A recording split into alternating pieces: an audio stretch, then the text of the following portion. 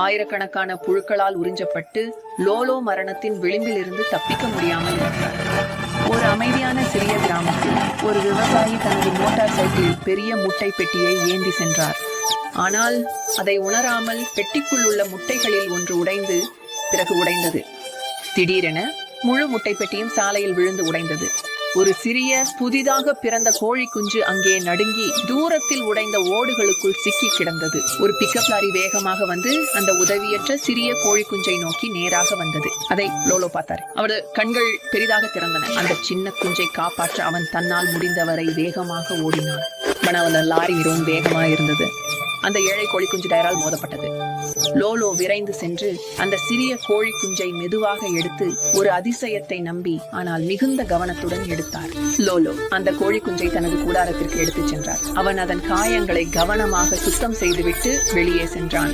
வருத்தமாக உணர்ந்து அவன் தனது கைகளால் நிலத்தை தோண்டத் தொடங்கினான். அந்த சிறிய கோழி குஞ்சு மீண்டும் வலிமையாக ஆக உதவ புழுக்களை தேடினான். லோலோ ஒரு புழுவுடன் திரும்பிய போது கோழி குஞ்சு மகிழ்ச்சியுடன் பிரகாசித்தது. அவன் கொண்டு வந்த சுவையை விழுங்கியது. அவர்கள் இரவு முழுவதும் ஒன்றாக விளையாடி சிரித்தனர். ஒரு மாதம் கழித்து அந்த சிறிய கோழி குஞ்சு பெரியதாக வளர்ந்தது. ஒரு நாள் லோலோ தனது முகாமின் தீக்காக மரக்கட்டைகள் முடிந்த போது சில குச்சிகளை தேட வனத்திற்கு செல்ல முடிவு செய்தார். ஆனால் அவன் திடீரென அவன் முன்னால் நின்று விட்டான். ஆயிரக்கணக்கான புழுக்கள் அசைந்து நகர்ந்து எங்கும் மெதுவாக ஊர்ந்து கொண்டிருந்தன. லோலோ ஒரு அடியை எடுத்து வைத்தான். ஆனால் இல்லை, புழுக்கள் அவன் கால்களில் ஒட்டத் தொடங்கின. அவன் உடலின் மேல் ஏறின. லோலோ அதை போராடி அவற்றை இழுத்து எடுக்க முயன்றார். ஆனால் அவை மிக அதிகமாக இருந்தன.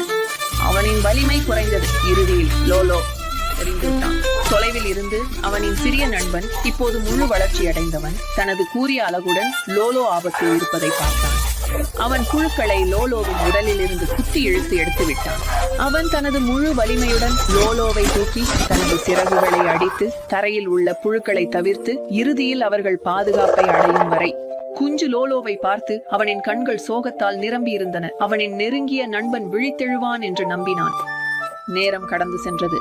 12 நீண்ட மணி நேரங்கள். அடுத்த இரவு வரை லோலோ இன்னும் விழித்தெழவில்லை. அவன் தனது கண்களை திறந்தான். குஞ்சு விரைந்து வந்து தனது முழு மனதுடன் லோலோவை அணைத்துக் கொண்டான். இறுதியில் அவர்கள் மீண்டும் ஒன்றாக இருந்தனர்.